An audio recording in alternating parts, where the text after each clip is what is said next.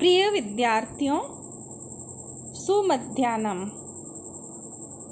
आज हम अष्टांग हृदय की प्रस्तावना के विषय में जानेंगे।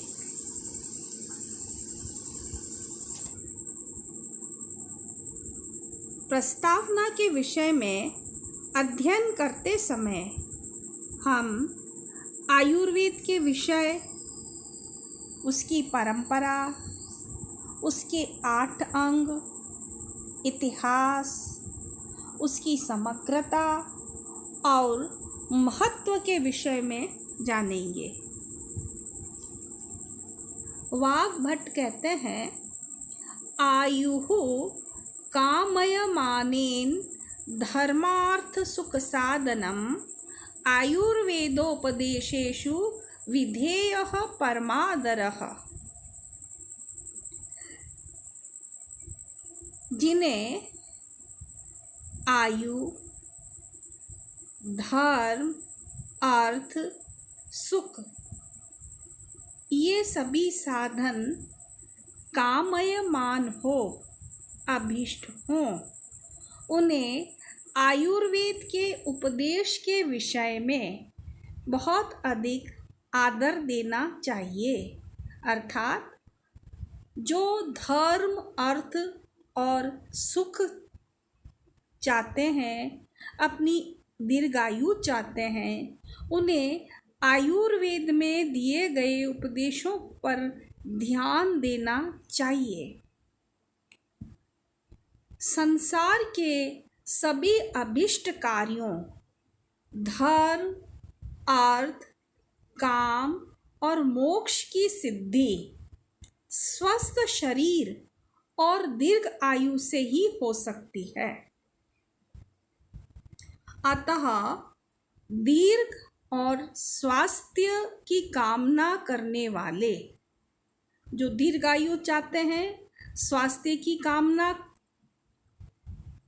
चाहते हैं, ऐसे प्रत्येक मानव को आयुर्वेद का ज्ञान प्राप्त करना और उसके उपदेशों का पालन करना चाहिए। शरीर, इंद्रियां, मन और चेतना धातु आत्मा, इन चारों के संयोग अर्थात जीवन को ही आयु और इस आयु संबंधी समस्त ज्ञान को आयुर्वेद कहते हैं। यानी हम आयु किसे कहेंगे? जिसके अंदर शरीर, इंद्रिय, मन और चेतन आत्मा, इन चारों का संयोग हो, वो तो आयु है, और इसका ज्ञान है वह आयुर्वेद है। यह आयुर्वेद अनादि है, क्योंकि सृष्टि के आरंभ से ही जीवन और स्वास्थ्य रक्षार्थ वायु, जल, अन्न आदि पदार्थों और उनके समुचित प्रयोग की आवश्यकता की अनुभूति के साथ ही विविध साधनों एवं उपायों का अन्वेषण और उनका उपयोग भी प्रारंभ हुआ। कहना यह है कि जैसे सृष्टि प्रारंभ हुई है, उसके साथ ही हमें सृष्टि के जो विभिन्न अंग हैं, वायु, जल, अन्न आदि, ये जो प्राकृतिक पदार्थ हैं, उनका समुचित उपयोग की हमें आवश्यकता हुई, उनका अन्वेषण किया, उनका उपयोग किया, ताकि हम स्वस्थ रह सकें। यद्यपि परिस्थिति वशात उसमें अनेक परिवर्तन भी होते आए, किंतु देश काल आदि भेद से किंचित न्यूनाधिक होते हुए भी द्रव्यों के गुणों व प्राणियों के स्वभाव में मौलिक अंतर कदापि न हुए। यानी जो वायु है, अन्न है, उनके प्रयोग के संबंध में अनेक परिवर्तन हुए, लेकिन ये जो वायु है, अन्न है, जल है, इनके गुण और प्राणियों के स्वभाव में मौलिक अंतर नहीं हुआ। और जो आयुर्वेद के सिद्धांत हैं उनमें तो मौलिक अंतर बिल्कुल भी नहीं हुआ।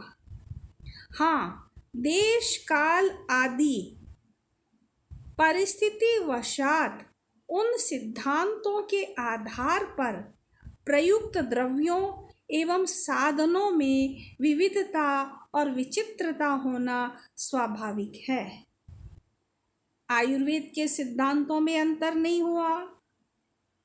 जो जल, अन्न आदि द्रव्य के गुण हैं, प्राणियों के स्वभाव है, उनमें अंतर नहीं हुआ, लेकिन देश और काल आदि की परिस्थिति के आधार पर जो प्रयुक्त होने वाले द्रव्य हैं और साधन हैं, उनमें विविधता और विचित्रता होना बड़ा सहज और स्वाभाविक बात थी। जैसे महास्रोत में संसक्त अर्थात मिले हुए किसी निज या आगंतुक शल्य यानी कील या हड्डी के निर्हरण यानी उसे निकालना रूप सिद्धांत के उपायों वमन, विरेचन, वस्ती या शस्त्र कर्म आदि रूपों में अनेकता हो सकती है। यानी हमें अपने शरीर से किसी कील को निकालना हो तो उस निकालने के तरीके में वस्ती, विरेचन इत्यादि साधनों में अनेकता हो सकती है। शल्यापहरण सिद्धांत सर्वमान्य, सार्वभौम और त्रिकालाबाधित होगा। हमें जो कील निकालना है, शल्य अपहरण का जो सिद्धांत है वो सबको मान्य है, बिल्कुल सार्वभौम है। वो भारत में भी अगर किसी के शल्य का अपहरण करना है, शल्य निकालना है, चाहे वो अमेरिका में हो, सब जगह ये एक सामान्य बात है। त्रिकालाबाधित, और तीनों कालों के अंदर ये अबाधित है। त्रिकालाबाधित, चाहे वो भूत हो, वर्तमान हो, भविष्य हो, शल्य अपहरण का सिद्धांत त्रिकालाबाधित होगा। इसमें दो मत नहीं हो सकते। इससे यह भी सिद्ध है कि आयु संबंधी समस्त ज्ञान आयुर्वेद का विषय है। आयुर्वेद का विषय क्या है? आयु संबंधी समस्त ज्ञान। और आयुर्वेद को किसी एक देश, काल या भाषा या व्यक्ति की सीमा में बांधा नहीं जा सकता। विचार द्योतिन मात्र एक उद्देश्य वाली विविध भाषाओं की वर्णमाला और व्याकरण की विविधता की ही भांति त्रिदोषवाद, जीवाणुवाद या अन्य किसी भी वाद के अनुसार वर्णित चिकित्सा और स्वास्थ्य के नियमों का एक ही उद्देश्य होता है। चाहे त्रिदोषवाद हो, वात, पित्त, कफ ये त्रिदोष हैं, जीवाणुवाद हो या अन्य किसी भी वाद के अनुसार वर्णित चिकित्सा हो, किसी भी प्रकार की चिकित्सा हो, लेकिन स्वास्थ्य के जो भी नियम हैं उनका एक ही उद्देश्य होता है, और वह उद्देश्य है स्वस्थस्य स्वास्थ्य रक्षणम आतुरस्य विकार शमने अप्रमादः। स्वस्थस्य स्वास्थ्य रक्षणम, जो स्वस्थ है उसके स्वास्थ्य की रक्षा करना, आतुरस्य, और जो रोगी है, विकार प्रशमने अप्रमादः, बिना किसी प्रमाद के जो रोगी है उसके विकार का शमन करना। कि किसी भी प्रकार की चिकित्सा का सिद्धांत हो, सबका एक ही उद्देश्य है कि जो स्वस्थ है उसके स्वास्थ्य की रक्षा करना और जो रोगी है उसके रोगों का विकार बिना किसी प्रमाद के शांत करना।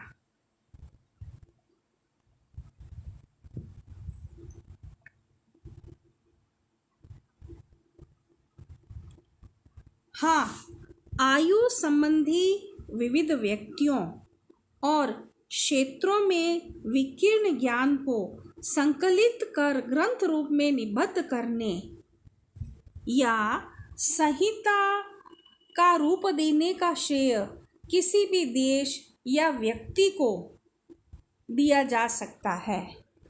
साथ ही किसी मापन उसके त्रिकाला बाधित सार्वभौम तथ्य और उपयोग द्वारा किया जा सकता है। तो कहने का तात्पर्य है कि आयु संबंधी जो विविध व्यक्तियों क्षेत्रों में विकीर्ण ज्ञान है उसको संकलित कर ग्रंथ रूप में निबद्ध करने या संहिता का रूप देने का श्रेय किसी भी देश या व्यक्ति को दिया जा सकता है। साथ ही किसी भी एक सिद्धांत की वैज्ञानिकता का मापन उसके त्रिकाला बाधित सार्वभौम तथ्य और उपयोग द्वारा किया जा सकता है। यानी आयुर्वेद का कोई भी एक सिद्धांत हो, उसकी वैज्ञानिकता का मापन उसके जो तीनों कालों में अबाधित सार्वभौम तथ्य और उसका उपयोग है उसके द्वारा किया जा सकता है। इस संबंध में उपलब्ध इतिहास से प्रमाणित है कि हमारे देश की सभ्यता और संस्कृति प्राचीनतम होने के कारण प्राचीनतम आयुर्वेद संहिताकार भी इसी देश में हुए और हमारा ये मानना है कि जो हमारा इतिहास है उससे ज्ञात होता है कि हमारा इतिहास और संस्कृति विश्व की प्राचीनतम है। इस कारण जो आयुर्वेद संहिताकार भी हैं, जो प्राचीनतम माने गए हैं, वो इसी देश में हुए और उनकी संहिताओं में वर्णित त्रिदोष आदि सिद्धांत आज भी अखंडित और ध्रुव सत्य हैं। हाँ, जिन्हें इनको समझने की शक्ति ही न हो या जो आंखें होते हुए भी उन्हें मुंह बंद कर चलते हों, उनके संबंध में इतना ही कहना है कि नो उल्लूको अपि अवलोकते यदि दिवा सूर्यस्य किम दोषणम। न उल्लूको यदि उल्लू दिवा न अवलोकते सूर्य को नहीं देख पाता है तो सूर्य से किम दूषणम, तो उसमें सूर्य का क्या दोष। सर्वप्रथम अब इसकी परंपरा के विषय में बताते हैं आयुर्वेद की कि सर्वप्रथम देवताओं में ब्रह्मा से प्रजापति, उनसे अश्वनी कुमारों और उनसे इंद्र ने आयुर्वेद का अध्ययन किया। किस किसने किया कि देवताओं में ब्रह्मा से प्रजापति, उनसे अश्वनी कुमारों और उनसे इंद्र ने आयुर्वेद का अध्ययन किया। फिर इंद्र से परंपरा आगे चली। इंद्र से आत्रेय, भारद्वाज और धन्वंतरी एवं उनके शिष्य प्रशिष्यों ने आयुर्वेद का अध्ययन कर मानव समाज में उसका प्रचार किया। भविष्य में होने वाली संतति में उत्तरोत्तर आयु एवं बुद्धि की अल्पता का ध्यान कर समूचे आयुर्वेद को काय चिकित्सा, शल्य तंत्र, शालाक्य, कौमार भृत्य, अंगद तंत्र, अगध तंत्र, भूत विद्या, रसायन और बाजीकरण इन 8 अंगों में विभक्त कर प्रत्येक अंग की अनेक संहिताओं को बनाया। कहने का तात्पर्य यह है कि भविष्य में जो मनुष्य है उसकी आयु और बुद्धि की अल्पता होती चली गई। इसके पश्चात आयुर्वेद को 8 अंगों में बांट दिया गया। ये 8 अंग हैं काय चिकित्सा, शल्य तंत्र, शालाक्य, कौमार भृत्य, अगध तंत्र, भूत विद्या, रसायन और बाजीकरण। इसके बाद में इनमें से प्रत्येक अंग की अनेक संहिताओं को बनाया गया।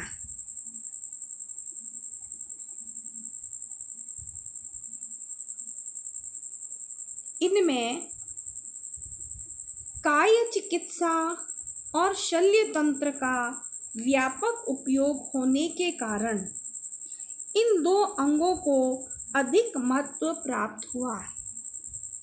ये जो आयुर्वेद के 8 अंग थे, इन 8 अंगों में भी जो काय चिकित्सा और शल्य तंत्र है उसका अत्यधिक उपयोग हुआ और इसके बाद इन 2 अंगों को अधिक महत्व प्राप्त हो गया तथा व्यापकता, गांभीर्य, विशदता, भाषा सारस्य, सुबोधता आदि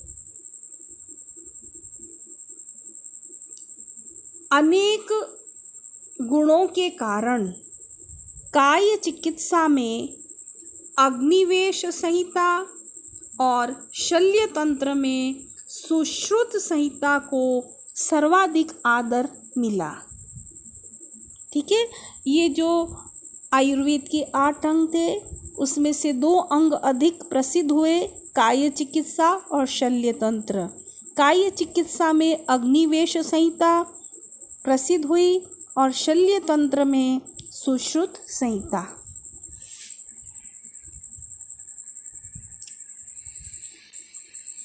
इन संहिताओं में समय समय पर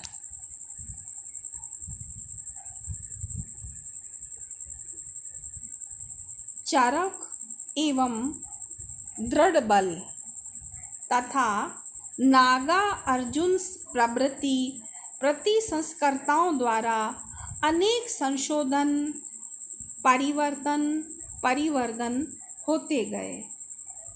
ये जो आयुर्वेद की सुश्रुत, अग्निवेश संहिता आदि थी, इनमें समय समय पर चरक ने, दृढ़ बल ने, नागा अर्जुन ने अनेक संशोधन किए, परिवर्तन किए। आज से 5000 वर्ष पूर्व भारतीय आयुर्वेद अत्यंत विकसित था। महाभारत के युद्धाग्नि में लाखों वीरों के साथ सहस्रों विद्वान और वैज्ञानिक भी लीन हुए। अर्थात महाभारत के युद्ध में जो योद्धाओं की मृत्यु हुई, उनके साथ साथ सहस्रों विद्वान और वैज्ञानिक भी मृत्यु को प्राप्त हुए। फिर भी आज से 2,000 वर्ष पूर्व तक आयुर्वेद का रूप विकसित ही था।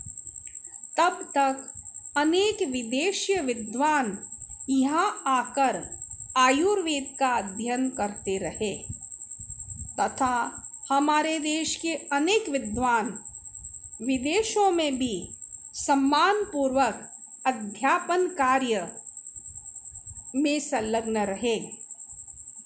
समय समय पर विदेशी विद्वानों के भी उपयोगी अनुभवों का अपने ग्रंथों में समावेश कर भारतीय आयुर्वेद को संपुष्ट करने में संकुचित न होते थे। ये जो विदेशी विद्वानों के जो ग्रंथों में समाविष्ट सिद्धांत थे, उनके अनुभवों का भारतीय विद्वानों ने अपने आयुर्वेद ग्रंथों में समावेश किया।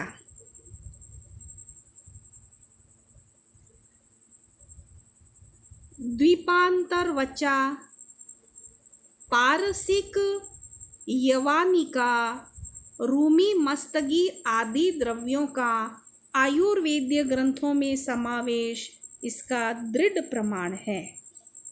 यानी भारतीय आयुर्वेद ग्रंथों में द्वीपांतरवचा, पारसिक, यवानिका, रूपी मस्तगी आदि द्रव्यों का जो समावेश किया गया है, उससे ज्ञात होता है कि जो भारतीय विद्वान थे उन्होंने विदेशी विद्वानों के उपयोगी अनुभवों का अपने ग्रंथों में समावेश किया और भारतीय आयुर्वेद को पल्लवित और परिवर्धित किया। इस प्रकार ज्ञान का आदान प्रदान करते हुए हमारे देश के विद्वान आयुर्वेद शास्त्र के परिबृंहण में सतत प्रयत्नशील रहे। प्राचीन ग्रंथों में ऐसे अनेक अद्भुत चमत्कारों का उल्लेख मिलता है जिनकी तथाकथित अर्वाचीन पाश्चात्य वैद्यों को कल्पना तक नहीं है। वंश परंपरागत रोग विशेषों की चमत्कारिक चिकित्सा विधि एवं द्रव्यों का ज्ञान कहीं कहीं अनपढ़ ग्रामीण जनों में अब भी विद्यमान है, किंतु खेद है उनमें से अनेक हमारी संकुचित मनोवृत्ति के कारण उनके साथ ही लुप्त होते जा रहे हैं। कहने का तात्पर्य यह है कि जो वंश परंपरागत चिकित्सा पद्धति है उसका ज्ञान हमारे जो ग्रामीण अनपढ़ जनता है उसमें आज भी विद्यमान है, लेकिन हमारे द्वारा उस पर ध्यान नहीं दिए जाने के कारण और हमारी संकुचित मनोवृत्ति के कारण यह ज्ञान धीरे धीरे लुप्त हो रहा है। पूर्वोक्त विवरणों से यह भी सिद्ध है कि हम देवताओं की अत्युन्नत, सुविकसित, सुसभ्य एवं विज्ञ पूर्वजों की संतान है। हमारा दिन प्रतिदिन ह्रास हो रहा है और हम अवनति की ओर प्रगति कर रहे हैं। अतः हमारा कर्तव्य है कि हम अब भी सावधान हो अर्वाचीन विद्वानों के विविध उपयोगी ज्ञान और आविष्कारों की उपेक्षा न करते हुए प्राचीन ज्ञान का भी मनन, परिशीलन और प्रयोग करने में तत्पर रहें। स्थाली पुलाक न्यायेन प्राचीन संहिताओं में वर्णित अनेक सिद्धतम विधियों एवं सिद्धांतों के साथ उन विषयों का भी परिशीलन अधिक परिश्रम और दृढ़ता के साथ करें जो आज हमारी अल्पज्ञतावश अस्पष्ट या असंगत प्रतीत हो रहे हों, एवं इनको कलोप कल्पना आदि समझने का भार उन्हीं पर रहने दें जिनका आधुनिक विकासवाद में विश्वास है और जो अपने को बंदरों की औलाद या मूर्खों की संतान समझने में ही गर्व का अनुभव करते हैं।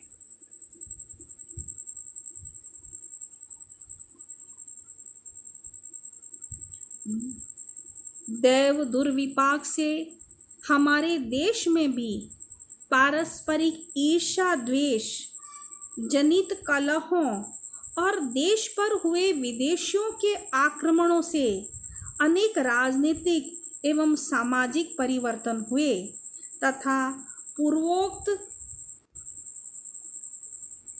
परस्परानुग्रह और आदान प्रदान पूर्वक ज्ञान विज्ञान के उन्नति पथ में अवरोध ही नहीं अपितु उनका ह्रास होना प्रारंभ हुआ। नवीन अनुसंधानों का होना तो दूर रहा, प्राचीन ज्ञान का भी विलोपन होने लगा। अनेक ग्रंथ रत्न चोरी हो गए और लूटे गए। इतना ही नहीं, कुछ मदांध विजेताओं ने अग्निकुंड में हमारी ग्रंथ राशि की आहुति देने की अदूरदर्शिता का भी परिचय दिया। इस प्रकार विविध विषयों के साथ आयुर्वेद के भी अनेक ग्रंथ रत्न लुप्त हो गए। आज से सहस्र वर्ष पूर्व तक के टीकाकारों द्वारा उल्लिखित अनेक ग्रंथ भी नाम मात्र को शेष रह गए हैं। बचा कुचा ज्ञान भी विभिन्न विशेषज्ञों में बिखरा रह गया।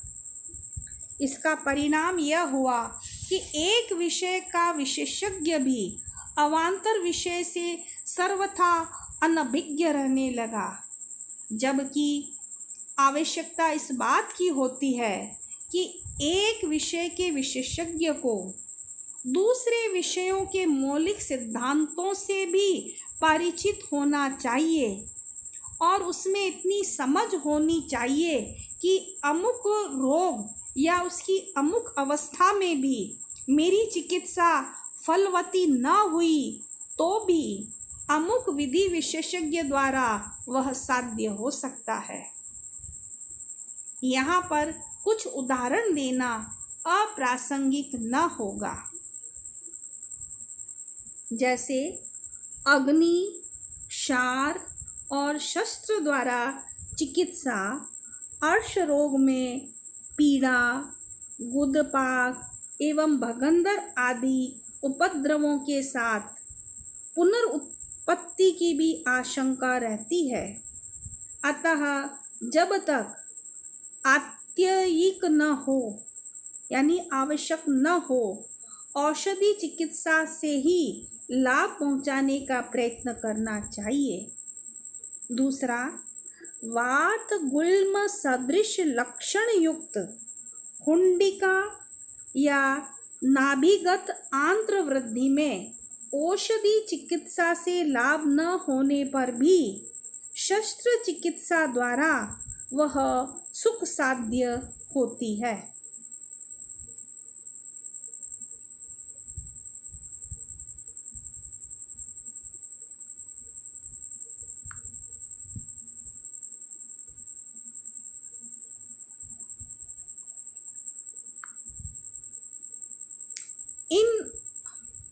यह अंत में देखें, यह शया वदंतोष्ट नखो अल्पसंज्ञो वम्यर्दितो अभ्यंतर यात नेत्र आदि असाध्य लक्षण से युक्त विसूची का रोगी भी लवण अम्बु शिरावस्ती द्वारा अनेक बार स्वस्थ होते देखे गए हैं। इन उदाहरणों से सिद्ध है कि एक काय चिकित्सक को शल्य तंत्र के और शल्यविद को काय चिकित्सा के मौलिक सिद्धांतों से परिचित होना चाहिए। इन्हीं बातों का अनुभव करते हुए श्री वाग्भट्टाचार्य ने चिकित्सा शास्त्र के विभिन्न अंगों के विकीर्ण ज्ञान को संग्रहित कर पूर्वोक्त विपन्न अवस्था एवं राज्य आश्रय अभाव के कारण नवीन अनुसंधान आदि कार्य में असमर्थ वैद्य समाज को रहे सहे प्राचीन ज्ञान के संग्रहण, संरक्षण और उनके सदुपयोग करने के पथ प्रदर्शन में अग्रणी होकर अमर कीर्ति प्राप्त कर ली। कहने का तात्पर्य है कि वाग्भट्टाचार्य ने जो हमारा प्राचीन ज्ञान था वो विलुप्त न हो जाए, क्योंकि वैद्यों को राज्य आश्रय प्राप्त नहीं हो पा रहा था, उनकी विपन्न अवस्था हो रही थी, तो उन्होंने उस प्राचीन ज्ञान को संग्रहित किया, उसको संरक्षण दिया और उनके सदुपयोग के लिए इन सारे आयुर्वेद के जो विकीर्ण अंग थे, विभिन्न अंग थे, उनके ज्ञान को संग्रहित करके आयुर्वेद के ग्रंथ की अष्टांग हृदय की रचना की। आज हमने अष्टांग हृदय की प्रस्तावना का अध्ययन किया। आप इस प्रस्तावना का पुनः अध्ययन करें और इसे अपने शब्दों में लिखें। यह आपका गृह कार्य है। धन्यवाद।